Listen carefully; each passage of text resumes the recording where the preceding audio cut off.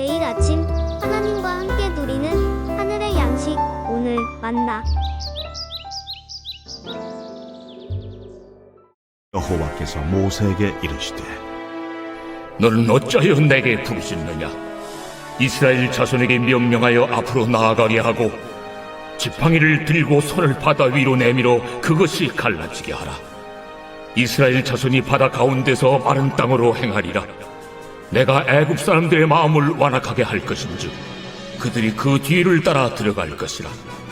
내가 바로와 그의 모든 군대와 그의 병거와 마병으로 말미암아 영광을 얻으리니 내가 바로와 그의 병거와 마병으로 말미암아 영광을 얻을 때야 애굽 사람들이 나를 여호와인 줄 아니라 하시더니 이스라엘 진 앞에 가던 하나님의 사자가 그들의 뒤로 옮겨가매 구름 기둥도 앞에서 그 뒤로 옮겨 애굽 진과 이스라엘 진 사이에 이르러 서니 저쪽에는 구름과 흑암이 있고 이쪽에는 밤이 밝음으로 밤새도록 저쪽이 이쪽에 가까이 못하였더라. 모세가 바다 위로 손을 내밀매 여호와께서 큰 동풍이 밤새도록 바닷물을 물러가게 하시고 물이 갈라져 바다가 마른 땅이 된지라. 이스라엘 자손이 바다 가운데를 육지로 걸어가고 물은 그들의 좌우에 벽이 되니 애굽 사람들과 바로의 말들 병거들과 그 마병들이 다 그들의 뒤를 추격하여 바다 가운데로 들어오는지라. 새벽에 여호와께서 불과 구름 기둥 가운데서 애굽 군대를 보시고 애굽 군대를 어지럽게 하시며 그들의 병거 바퀴를 벗겨서 달리기가 어렵게 하시니 애굽 사람들이 이르되 이스라엘 앞에서 우리가 도망하자. 여호와가 그들을 위하여 싸워 애굽 사람들을 치는도다. 여호와께서 모세에게 이르시되 네 손을 바다 위로 내밀어 물이 애굽 사람들과 그들의 병거들과 마병들 위에 다시 흐르게 하라. 모세가 곧 손을 바다 위로 내밀매 새벽이 되어 바다의 힘이 회복되니라.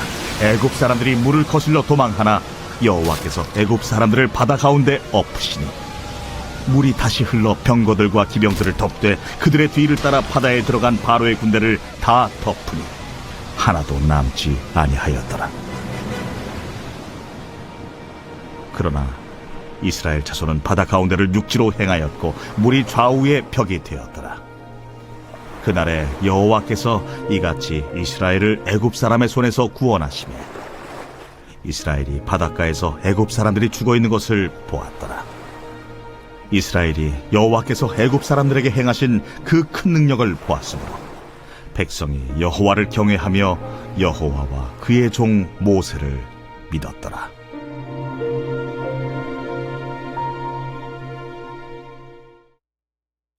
오늘은 출애굽 사건의 핵심인 홍해의 사건을 다루고 있습니다. 이스라엘 백성의 역사는 홍해의 사건의 전후로 나눌 만큼 이스라엘 백성과 이스라엘의 역사에 있어서 홍해의 사건은 가장 중요한 의미를 지닙니다. 기독교의 핵심은 십자가의 사건입니다. 그래서 우리는 모든 성경의 내용의 중심에는 그리스도의 십자가를 통한 그 구원 사건이 중심을 이루고 있습니다. 이 십자가의 사건은 사실은 출애굽의 메아리라고 볼 수 있습니다. 홍해의 사건은 그 당시의 시대적 배경뿐만 아니라 그리스도께서 우리를 위해 십자가를 지신 일을 미리 내다보게 하는 본문의 내용입니다. 고린도전서 10장 2절에서 4절까지의 말씀을 보면 바울이 이 출애굽 사건을, 이 홍해가 갈라진 사건을 이렇게 해석합니다. 모세에게 속하여 다 구름과 바다에서 세례를 받고 다 같은 신령한 음식을 먹으며 다 같은 신령한 음료를 마셨으니 이는 그를 따르는 신령한 반석으로부터 마셨으며 그 반석은 곧 그리스도이시라. 이 홍해가 갈라진 사건을 오늘날의 세례와 같다라고 사도 바울은 이야기하고 있습니다. 우리는 그리스도의 십자가를 바라보고 그리스도가 우리의 주인 되심을 고백하며 세례를 받습니다. 그 세례 자체가 의미가 있기보다는 자녀가 된 우리가 그 구원의 의미를 세례라는 눈에 보이는 예식을 통해 표현하는 것입니다. 하나님은 그 홍해를 갈라진 사건을 통하여서 이제 세례가 그러하듯이 이스라엘 백성이 이제 진정한 하나님의 백성임을 보이는 것으로 알려주고 있다라는 것입니다. 오늘은 그 홍해가 갈라진 하나님의 구원에 대한 이야기를 나눌까 합니다. 성경은 출애굽과 이 그리스도의 사역을 늘 비교합니다. 따라서 이스라엘 백성이 애굽에서 노예살이를 했는데 하나님이 그들을 구원해낸 것이 구원이라면 오늘날 우리에게 있어서는 십자가를 통한 그 구원과 관련이 있는 것이고, 또 홍해를 건넌 것이 우리에게 있어서 세례와 관련이 있다면, 또 그들이 가나안 땅을 향하여 가는 여정은 우리에게 있어서 그리스도께서 다시 오실 그날, 즉 그리스도가 다시 오심으로 말미암아 완성되는 하나님 나라와 관련이 있음을 우리는 알게 됩니다. 구원을 다른 언어로 표현하자면 자유라는 표현을 쓸 수 있을 것 같습니다. 이스라엘은 자유를 찾아 떠납니다. 그래서 우리 성경을 통해서 이 자유에 대해서 두 가지 차원의 자유를 바라보게 되는데, 하나는 무엇으로부터의 자유입니다. 이것은 소극적인 자유인데 그것이 한 가지고, 또 한 가지는 무엇으로의 자유입니다. 이것은 적극적인 자유라고 표현할 수 있습니다. 이스라엘 역사를 통하여서 다시 이 두 가지 자유의 개념을 살펴보면, 이스라엘은 애굽의 노예로 자유를 누리지 못하고 살고 있었는데, 하지만 하나님의 구원 사역을 통하여 열재앙과 홍해를 가르는 그 일을 통해 하나님은 이스라엘 백성을 그 노예 생활로부터의 자유를 누리게 합니다. 그리고 그들에게 자유는 주어졌지만 그 자유는 완전한 자유는 아니었습니다. 왜냐하면 그들의 자유는 바로 약속의 땅 가나안에 들어가서야만 완전히 성취되기 때문입니다. 그래서 홍해를 건넌 이스라엘 백성에게는 무엇으로부터의 자유는 주어졌지만 아직 가나안 땅, 즉 무엇으로의 자유는 아직 성취되지 않았음을 우리는 바라보게 됩니다.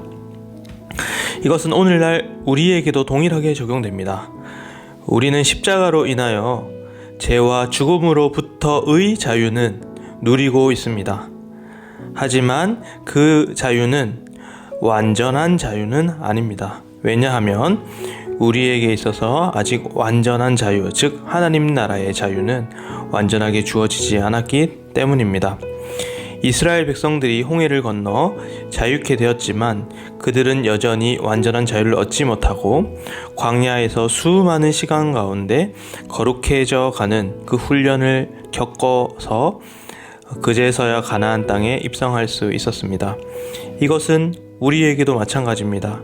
우리가 십자가를 통해 자유를 얻었지만 아직 우리의 삶을 돌아보면 여전히 광야와 같이 어렵고 힘든 나날을 보냅니다.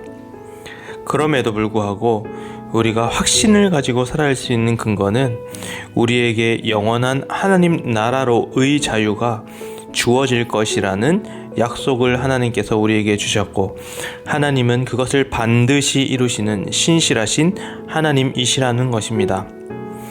우리는 구원을 받았지만, 그리고 죄와 죽음으로부터의 자유를 누리고 있지만 그럼에도 불구하고 여전히 힘들고 지친 나날을 보냅니다. 그럼에도 불구하고 우리는 실망해서는 안 됩니다. 왜냐하면은 하나님께서 우리에게 약속하신 그 약속을 반드시 이루실 것이기 때문에 우리의 인생은 절대로 망하지 않게 됩니다. 우리의 삶의 여정 끝에는 하나님이 서 계시고 하나님은 우리와 맺으신 그 약속을 끝까지 이루시기 때문입니다. 오늘 하루 완전하신 하나님이 우리에게 주신 그 약속을 바라보고 영원한 하나님 나라, 아직 우리에게 주어지지 않은 하나님 나라로의 그 자유를 우리가 이 삶 속에서 묵상하고 마음에 새기며 살아가시는 여러분들이 되시길 소망합니다.